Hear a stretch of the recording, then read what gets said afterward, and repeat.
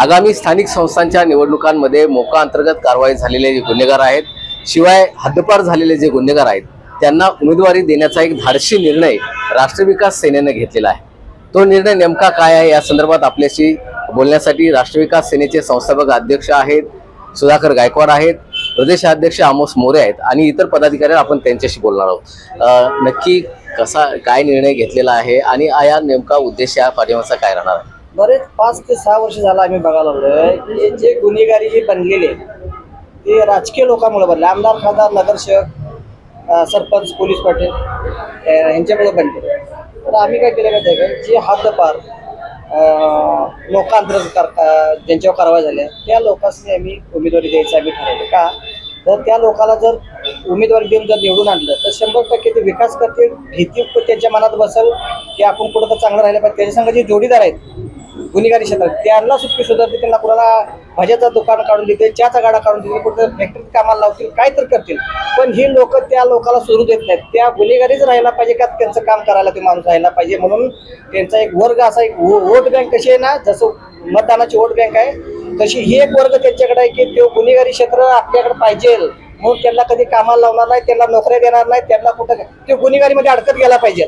राजकीय लोकांचं काय, हे गुन्हेगारीमध्ये अडकत गेला पाहिजे ना। अडकत गेल्यानंतर लय झालं की मी आहे तुला सोडवतो आणि हद्दपार झाला त्याला तर फक्त पुरवत राहायचं, बाकी ते काय करत नाही। हद्दपार झाल्यानंतर त्या जिल्ह्यामध्ये जाऊन ते डायडोर करतो की मला हद्दपार केले सांगली जिल्ह्यामधलं, ह्या जिल्ह्यामधलं, त्या जिल्ह्यामधलं, मी असा आहे, मी तसा आहे। त्याची गुन्हेगारी बंद वाढत जाते। त्याच्यामुळे जर त्याला नगरसेवक, ग्रामपंचायत सदस्य, आमदार, खासदार हे जर बनवलं तर ते गुन्हेगारी बंद होईल।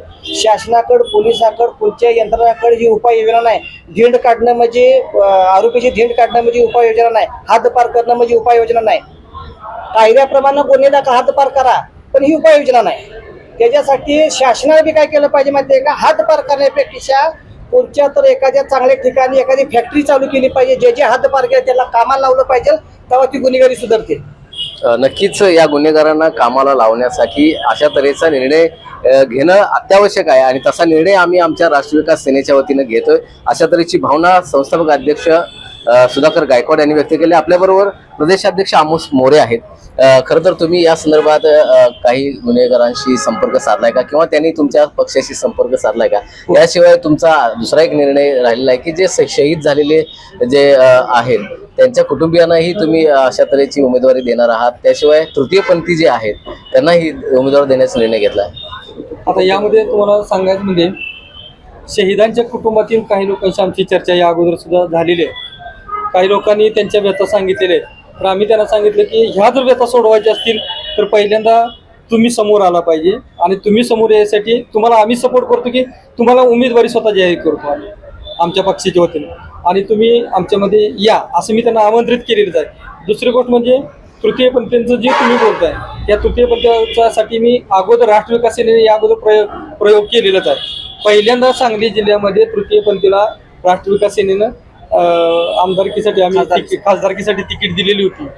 तर आमचा हा प्रयोग पहिल्यापासून चालूच आहे, कारण वंचित समाजात कोणी राहिलं नाही पाहिजे, कोणावर अन्याय झाला नाही पाहिजे, सामाजिक शांतता राहिली पाहिजे, यासाठी जे गुन्हेगार आहेत ह्या लोकांना सुधारावं यासाठी आमचा हा प्रयत्न आहे आणि हा प्रयोग आमचा 100% सक्सेस होणार। कारण गुन्हेगार सुद्धा काही लोक आमच्या संपर्कात आहेत, त्यांच्या व्यथा त्यांनी सांगितलेले, तृतीयपंथीने आम्हाला त्यांची व्यथा सांगितलेले, शहीदांच्या कुटुंबांना सुद्धा आम्ही भेटून या ठिकाणी त्यांना आम्ही विश्वास दिलेला आहे की तुम्ही जर पुढे आला तर तुमच्या पाठीशी आम्ही राहू। उद्या सांगली मिरज महानगरपालिकेच्या आरक्षणाची सोडत होते, या संदर्भामध्ये कुठल्या उमेदवारांशी जे राजकीय गुन्हेगारीशी किंवा गुन्हेगारीशी आरक्षित आहे अशांना काही संपर्क साधलाय का किंवा त्याने तुमच्याशी काही बोलणं झालंय का त्या संदर्भात?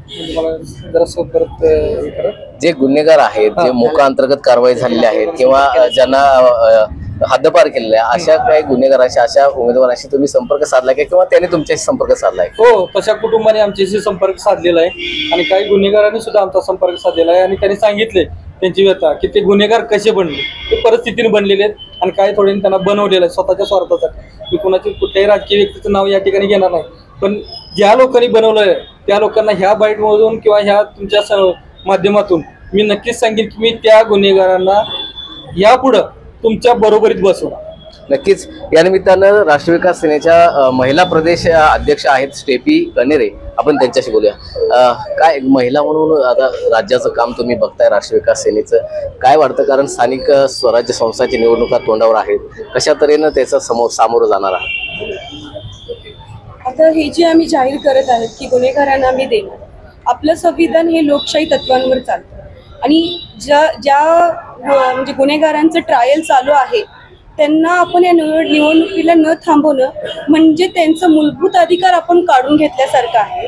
त्यामुळे आम्ही सगळ्यांनी ठरवलेलं आहे की ज्यांचे ट्रायल चालू आहेत त्यांना आपण त्यांचा मूलभूत अधिकार देऊन संविधानात जी तरतूद केलेली आहे त्याप्रमाणे त्यांना निवडणुकीत थांबवण्यास आम्ही संधी देणार आहोत. नक्कीच या निमित्तानं जे गुन्हेगार आहेत, त्यांची गुन्हेगारी पार्श्वभूमी राहिलेली आहेत, अशांना या गुन्हेगारीमधून बाहेर काढणं हा एकमेव उद्देश राष्ट्रीय विकास सेनेचा राहणार आहे. कारण हे जे गुन्हेगार आहेत ते कुठंतरी राजकीय पाठबळ मिळाल्यामुळे ते गुन्हेगार झालेले आहेत, परंतु त्यांना या गुन्हेगारीतून बाहेर पडायचं आहे आणि त्यासाठी राष्ट्रीय विकास सेना एक चांगली संधी अशा गुन्हेगारांना देण्याचा निर्णय घेतलेला आहे. मोहन राजमाने, नवराष्ट्र न्यूज.